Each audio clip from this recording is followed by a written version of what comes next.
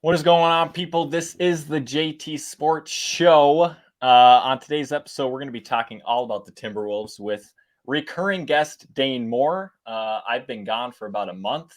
I had my wisdom teeth out. There hasn't been much going on in the sports world besides the Twins.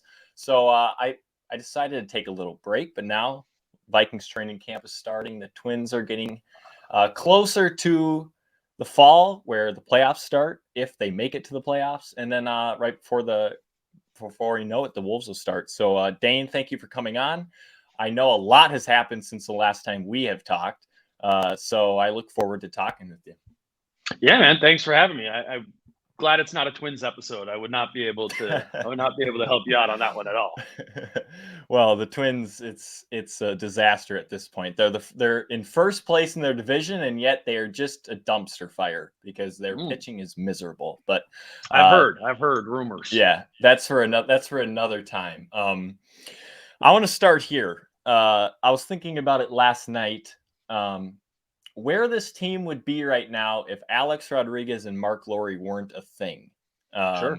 If Glenn Taylor was still, well, he is still the majority owner, but if A-Rod and Mark weren't here, I don't know how much different last year would have been because I'm not sure how much would have changed from last year's team, but especially now. I mean, the Rudy Gobert trade, I don't think would have happened. Right. All these additions after that wouldn't have happened. Where do you think this team would have been if Mark Lowry and A-Rod weren't here right now? Yeah, well, I think it's kind of been a sort of like gradual progression of their power. And at the beginning, it was very gradual. I think it was April when it was reported that they were going to be buying the team. So it was about 15 months ago. And then, it was kind of a process through the summer. All the stuff with Rosas went down kind of right before the season started. And that was just all this whole transition period for the Wolves. It was like, well, how much influence do A-Rod and Lowry even have in that decision of firing Rosas, how they're going to replace him, this and that. And honestly, I don't think they had much input or sway at that point. And then kind of slowly over the course of the season, you felt it be more and more, but just kind of being at Summer League and around a lot of the people in the organization and how it was working, you can really tell, like, it's going to be another, 18 months until they're officially the majority owners, but it's already changed. It's different now. And you can just, with the people they've hired, just kind of the whole vibe is very different than the Glenn Taylor regime was. It's younger. It's, I guess, a little bit more modern, however you want to put it. It's very Mark Lowry and Alex Rodriguez. Yeah. And so, then like tangibly, when you see what's changed, for sure. I mean, you just are going to have a significantly more aggressive ownership group at this point. We're already seeing that. I mean, they're going to be a 9 or 10 on the owner aggressive scale. And I mean, it's kind of nuts. Even just over the past month, if you think about the decisions that have been made from an ownership standpoint, like, obviously we know the Gobert, we know the Conley, all this, but it's like, man, Cat signing a Supermax contract is like a pretty big deal. Yeah. And that feels like buried down the list of significant things that have happened. And that's because A-Rod and Lowry, in conjunction with Conley and the other people that they brought in, are really trying to change the perception of the Wolves and the way they carry business. And clearly the most indicative example of that is, paying out big time to get Rudy Gobert. You're right. I don't think it, like, if it was just Glenn Taylor, I think it for sure wouldn't happen. But it's even bigger than Glenn Taylor. I think a lot of other owners around the league would not have been as aggressive as Mark Lowry and Alex Rodriguez have been these past couple months. I mean, they are establishing themselves as a very different type of owner, for sure, in the Minnesota landscape, but even just like in the NBA landscape at large, it'd be a totally different situation right now if it weren't for them. Yeah, and I'm on board with them. I've watched basically every game for like 10 years now, and this franchise was as stale as a franchise could get. And so now we're basically on the opposite spectrum of it, where Right. they're doing everything. I mean, they're bringing in new front office members. They're bringing in veteran additions that the team I in the mean, past honestly, probably maybe wouldn't have too done. much, right? Like we Yeah, don't. I mean, it doesn't seem like it now, but I mean, it's just so many big moves that I don't know. One of them, I mean, a lot of them will probably age well, but some of them might age poorly too. But that's just kind of the thing, right? It's this influx of change, and they're hoping in the aggregate to have more of them be positive than negative. And thus far, I mean, I don't know what could we even say to anything bad they've done is, right? It's early, but yeah, as of now, depending on how you feel about the Gobert trade, I guess. But yeah. Well, as time has gone on, I've been more on board with the Rudy Gobert trade right away. I was like, oh my God, that is a ton of draft picks. And I was disappointed in giving up Patrick Beverley because I'm not sure who on this roster is going to take over for what Pat Bev did. Malik Beasley shooting off the bench is going to be tough to combat from. And then like Jared Vanderbilt, his energy. And I'm fine with getting rid of Leandro Bolmaro. I mean, I don't know what that guy's going to do in this league. But besides that, I want to talk about D'Angelo Russell and another part of what this front office is going to have to think about, and that's the extension with him. Johnny Athletic said that there's a belief that D'Lo is willing to take less. I don't know if you've heard any of that, but if that is the case, I think the Wolves should extend him because I think one of the first things when the Wolves made the trade for Rudy Gobert was I think D'Angelo Russell is going to probably be that's very, very good for him. Like the last time he played with the guy that he could throw lobs to and can set screens like Rudy can was Jared Allen in Brooklyn. That was probably D'Lo's best year, and I'm sure you know all that, and you've probably talked about that. But I am on board with giving D'Lo extension. Maybe 3 and 4 years down the road, that might not look great, but this team is clearly in win now mode. And why not make D'Lo happy? And why not go for it right now? What are your thoughts on D'Lo extensions? yeah, well, I mean, I think just first to like contextualize what the max would be, like I think it's kind of an of course situation that he's not getting the max, not because he's some inferior player, but where he's at in his career. I mean, a max for D'Lo would be over 200 million, like a 5-year, over $200 million contract. Yeah. I think starting at like 39 million next season.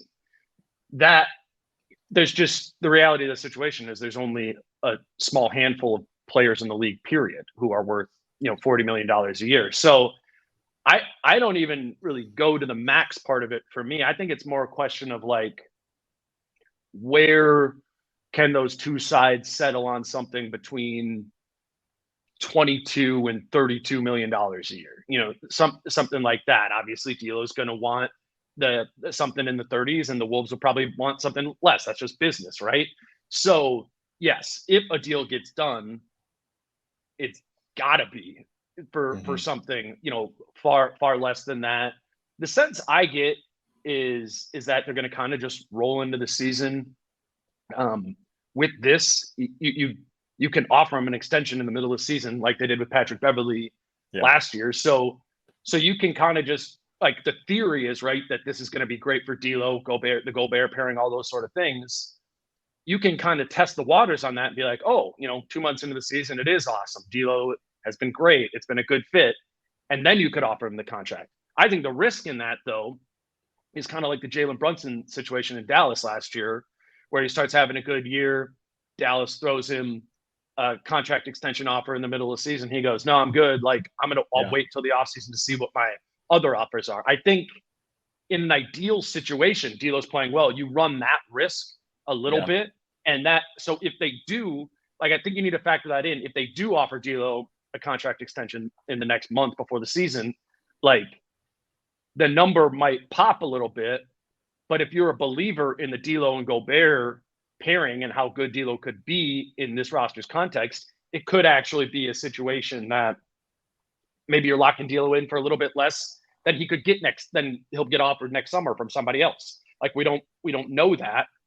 And then obviously too, there's just value in, like, there's just a serious problem if D'Lo just walks in the offseason next year Yeah. no matter what, because you're just at this point where your team is so capped out now with Cat and Gobert and Ant and Jaden about to get paid too, where you're just never going to be able to go out and sign another $30 million player. By signing D'Lo to some extension for like $30 million a year, worst case, you have a $30 million contract that you can trade for another player, similar to what the Wolves did with getting D'Angelo Russell in the first place by trading Andrew Wiggins. So there's a lot of factors in this. I don't think it's as simple as like, is he worth an extension or not? You really got to contextualize it in what you estimate his production will be, what his fit will be on this roster, and then economically just considering your cap situation and factoring that all in there.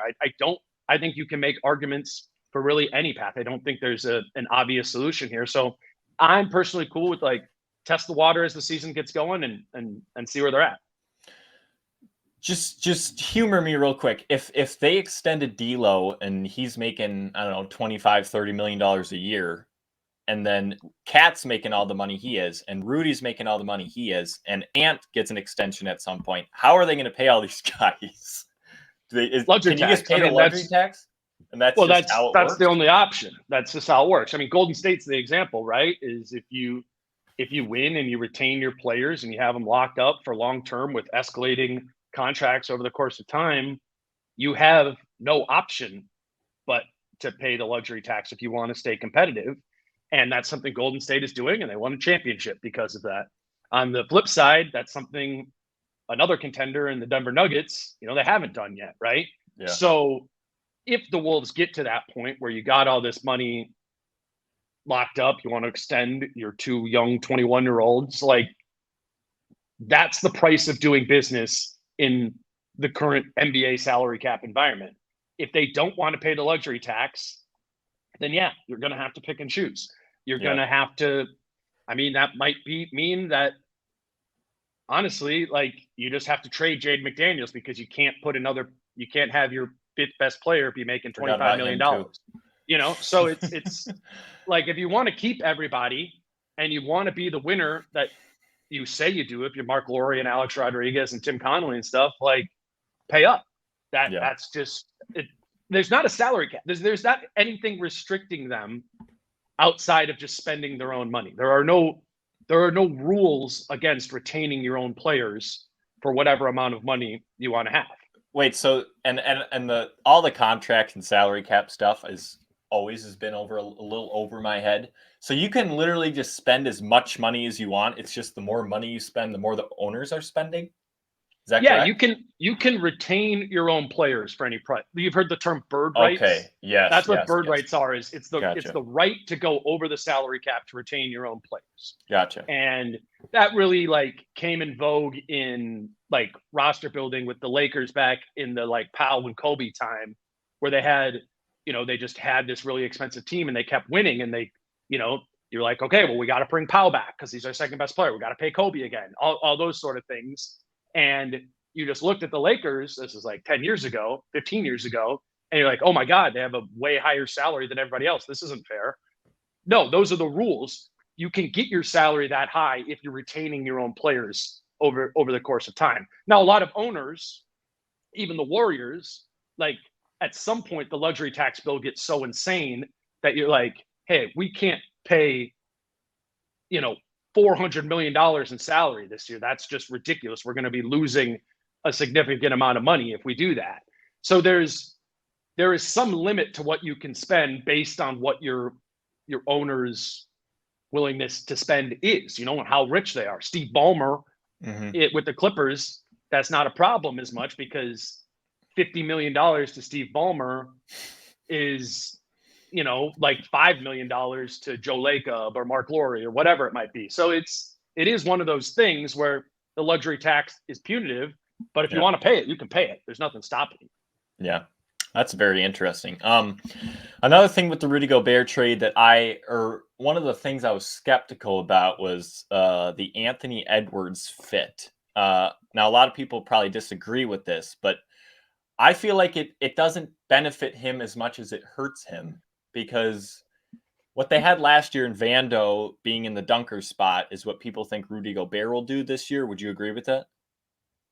I think you'll. Although Finch, I mean, Finch has said he'll be at the top of the key sometime with the ball, and Vando you'll never just see really did Rudy that. as a screener a lot more than Vando was. Like Vando was not used in pick and roll as Okay. much. So, but I hear what you're saying. Like, finish what you were saying. Why you think he'll get Yeah, the way? so I was listening to Chris Vernon on the Mismatch podcast, and he was talking with Kevin O'Connor, whatever, and he was saying that he thinks Rudy's going to just be clogging the lane up for Ant, and it made me think about it, and the fact that there wasn't a ton of clogging last year because Vando was so far away and people didn't really pay attention, or they, I guess they didn't really pay attention to him, but Rudy's bigger. I guess I understand the fact that he will be setting better screens for Ant, but there's also a more dominant. Rudy's not more dominant with the ball than Vando, but he is a better offensive player. And so if there's Vando, there's D'Lo, there's Cat, there's McDaniels, there's all of these guys that can score the ball more than last year's offense. And so, do you think Anthony Edwards' offense, like, do you think he'll average more points this year? Well, I think the answer to that could be no, just because his usage, right, might go Yeah. down a little bit because, like you said, Gobert will have more usage than Vanderbilt did. But I think anything that you lose in Ant's usage or any clogging, which I don't really agree with, but Okay. whatever, that's a theory and people can think that. Whatever is lost in that, I think will be made up for in Gobert's ability to run, specific to Ant, Gobert's ability to run pick and roll with him and the gravity that Gobert has as a roller there. Teams weren't scared of Jerry Vanderbilt as a roll man when he set a screen. Honestly, they weren't really scared of Cat when he set a screen if he was rolling. Now there's going to be, we talk about like this gravity on the perimeter a lot of the time, like, oh, Malik Beasley's here. I feel like Kyle Korver was the name that people used to use all the time back in the day, where he had this perimeter gravity where they just constantly, you had to have a guy or two up there spreading yourself out to the perimeter. He had that gravitational pull. Well, Rudy has that inverted gravitational pull where when he's rolling to the basket, they have to sink in. So it's going to be value for Ant in running pick and roll when it's him and Gobert, but it's also going to benefit Ant when Ant's just on the wing and D'Lo and Gobert are running a pick and roll, or Jalen Noel and Gobert are running a pick and roll, because there's going to be this gravitational pull to the pick and roll, where now it's easy for a kick to Ant, where he's taken open threes this year. It's not going to need to be as many step backs. It's shifted and Ant's caught it on the perimeter. The defense is rotating, and he can drive by that guy because he's got a step on him, and and then it's Ant dunk city in that sort of way. So I don't know. I mean, is it going to be more congested because of Rudy? I don't think it'll be more congested than it was with Vando. I think the congestion will come from how much Cat will also want to be on the interior. Cat, I've always, obviously an elite offensive player, but Cat is a player who takes up a lot of space on the floor, right? Like he's kind of everywhere. And even if he's spread out to the perimeter to take a three, right? He's got this pump and go game. So it's not that he's just occupying the 3-point area, the top of the key or above the break. You also got to kind of clear space to be like, well, Cat might drive here. And if you remember back when it was Cat and Gorgie, there'd be a lot of like Cat and Gorgie collisions, which I don't think was necessarily Gorgie's fault. It was just that Cat takes up all this space. So I think an important thing for Cat is going to be a realization that he needs to use less real estate on the floor, right? And kind of be specific with that, because it will be a little bit funky when you try and you're in a half court set and you try and feed Cat for a post up in the paint. Where's Gobert? Where's Gobert in that situation? It's kind of the same thing as Vanderbilt. He's probably just going to be ignored in the dunker spot over there on the opposite side of the floor. That's where I see more congestion problems is specific to Cat than with Ant. I think Gobert's presence will benefit him more than it hurts him. All right, that makes more sense to me. You touched on Cat. Do you think he'll be? I think he'll shoot more threes. Finch said he hopes he shoots more threes. Cat sort of laughed at it in his press conference. Do you think he'll do less driving than he did last year? I think it would make sense to do less driving, even though he was super good at it. I also don't see how it would fit for him to be a post-up guy with Gobert down there. That would just look goofy with two big guys and Cat being the one posting up. What do you think Cat's offense will look like this year? Yeah, I mean, it is going to need to be less of the drive game Yeah. because for those reasons we were just talking about, because that takes Yeah. up a lot of space. He's going to need to pull the trigger more willingly on those above the break threes. Like there was a little bit too much pump and go last year, and that will, I think that will hurt the offense. Also, like you're right, Cat was very good, efficient in his drive game, but a lot of the time too, his drive game really took him out of position to get back on defense because Cat kind of flails his way to the basket and he falls over a lot when he drives. And now you're going back playing 4-on-5 on the other end. Like I think there's just going to be some benefit just from Cat having a greater willingness to pull from the top of the key, even if that, which I don't know how it could be less efficient because he's such a good shooter, but even if that's slightly less efficient than his driving game, just shoot the three and you're back on defense basically already. You know what I mean? There's not going to be any complaining to the ref. You're not going to be complaining to the refs about, or not as often complaining to the refs about getting fouled on a three as you are going to be on a drive. So yeah, I really do think a lot of it is going to come down to Cat figuring out how to best utilize himself on offense. And obviously Finch factors in there too, but this isn't going to just be unlimited offensive bandwidth for Cat like it has been for the majority of his career, because on those other teams, he was surrounded by bad players. That's not the case anymore. Yeah. The thing you mentioned with the transition, I think that's the scariest part of this team now is the transition defense. I don't know how Cat and Gobert are going to get back, especially when Cat's now guarding the four, most likely. That could be dangerous. I think that goes to the point, though, where Finch is talking about using Rudy at the top a little bit more, even if it's not as a shooter. If you can use him in like DHO action, some of that sort of stuff, or even just as like a passer from 18 feet to kind of high-low it to Cat, or to be running action off of that. If you have Gobert at the top of the key there too, as much as you can, you want one of Cat or Gobert to be in that high quad position so they can get back there. You're right. Yeah. If Cat's posting up and Gobert's in the dunker spot and one of those possessions goes wonky, that's 2 points the other way, right? Because the other team's just going to beat him up the floor. So that's what we're talking about, is that's the balance. And that's why I think early on in the season, there's going to be a learning curve to this, right? And figuring out when and where each of these players want to position themselves to be most effective on the offensive end. And then the defensive end's a whole nother, Pandora's box there too, of how you want to use them as well. But you just completely changed the whole dynamic of your team. It's only natural that's going to take a little bit of time to figure out how to like smooth out. Yeah. Getting away from the actual basketball part, I was talking with a buddy the other day, and we were talking about last year's team was all kumbaya, and usually bad teams in the NBA, and the Wolves weren't a bad team, but coming into the year, they were considered a bad team. There's not as many egos, not as many good players, and now you have Rudy Gobert, you have Bryn Forbes, you have Austin Rivers, all these guys coming in, Kyle Anderson. I think we lost you for a second. I don't know if we have you back. I'll keep talking. All these guys, the personalities are dangerous. You got me? I got you. All right. Did you hear the question, or should I repeat it? No, repeat the question. Sorry, we cut out there for a second. No, you're good. I was talking with a buddy the other day, and we were talking about the personalities on bad teams versus good teams, and how the Wolves in the past have always been kumbaya coming into the season. And for the most part, there haven't been, besides the Jimmy Butler year, and maybe D'Lo, Ryan Saunders, there hasn't been a bunch of bad blood in the locker room. How do you think this team, compared to last year, is going to mesh in the locker room, especially bringing guys like, I don't know, Austin Rivers, who is going to expect to get minutes, and Bryn Forbes, who's going to expect to get minutes? How do you think the locker room will mesh compared to last year? Because obviously there's more egos on the team now than there was last year.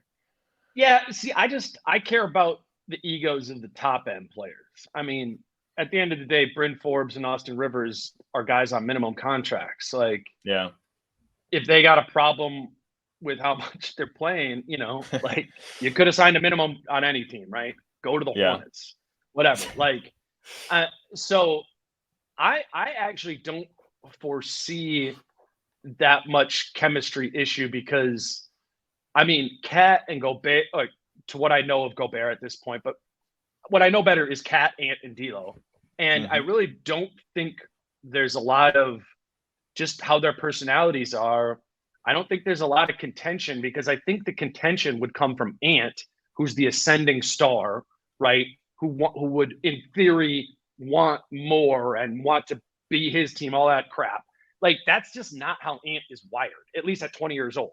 He's just, it's not his personality to be confrontational. And maybe some people will, cite that time that he was like, oh, Cat's got to pass off of it more when he's getting doubled. I tell him he's got to go. Like, even when Ant is confronting someone, it's not confrontational. That's just his personality. So I don't see heads butting between those three much. Again, I don't know Rudy, his personality well at all, but he's not really, like, at least offensively, he's not going to be demanding a ton of the ball, and I think that's oftentimes where, I don't know, where the friction comes, is from wanting more offensive usage. I know people could say, like, Donovan Mitchell and him in Utah, like, there was friction there, but I think that just came from a long time together.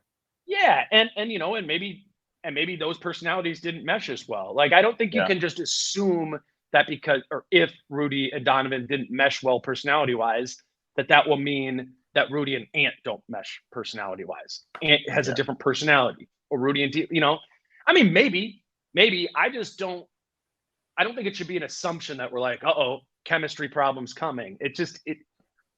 They don't have, like, a pecking order or hierarchy that's so nailed down that I don't see people feeling threatened. I think Cat is comfortable in sharing the leadership, provided he still is able to go out and do his own thing, get his 25 a game, get a bunch of wins. Like, Cat's not going to be mad about that, I don't think.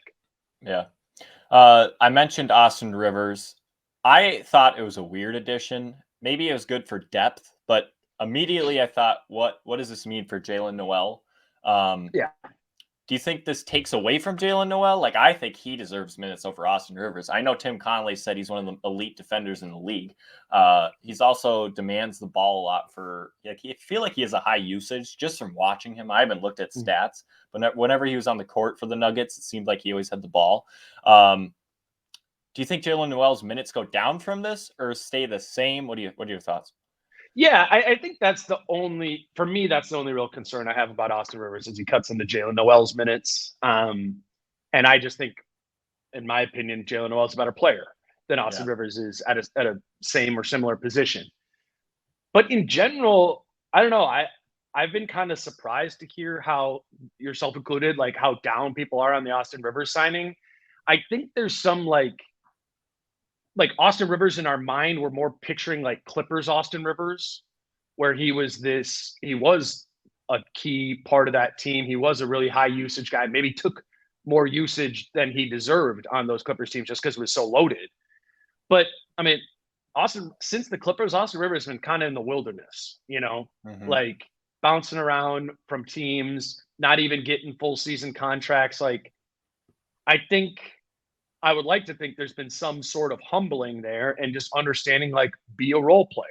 And in Denver, he was that last year. I think Tim is overrating his defense, but Austin Rivers was a good player for the Nuggets last season. And I don't mind the addition, provided that he's the 11th man. But if he is cutting into the mix, my preference would be, at the guards, Jalen and J-Mac, getting time there. And I don't know. That's going to be up to Finch to decide how much he wants to do that. But in terms of talent and quality, I like the Austin Rivers signing on a minimum. Bryn Forbes, he could shoot. This team's lacking shooting. I can't really do anything outside of that. But, it fits a need defender for a 12th or 13th player like that. I'm fine with that. This is what happens when you get good. You start getting guys who are like 30 to come play for your team for the minimum. It's new for the Timberwolves, but it's not new for 50-win teams. That's what 50-win teams do. Would you bet on Bryn Forbes touching the floor in the first 10 games, barring any injuries?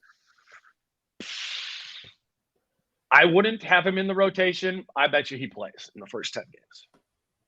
I just, and I don't know exactly how that works, but I think we do this thing where we tweet out our depth charts and we assign our minutes of what we think, and we kind of lock that into being our assumption of what reality is going to be, and that's never the case. The coach, or for different dynamic reasons, the rotation, personalities, it ends up not being that. And I think with Forbes or Rivers, I think they sneak into the rotation in a way that, Wolves Twitter will be like, why is Forbes playing over Jalen Noel?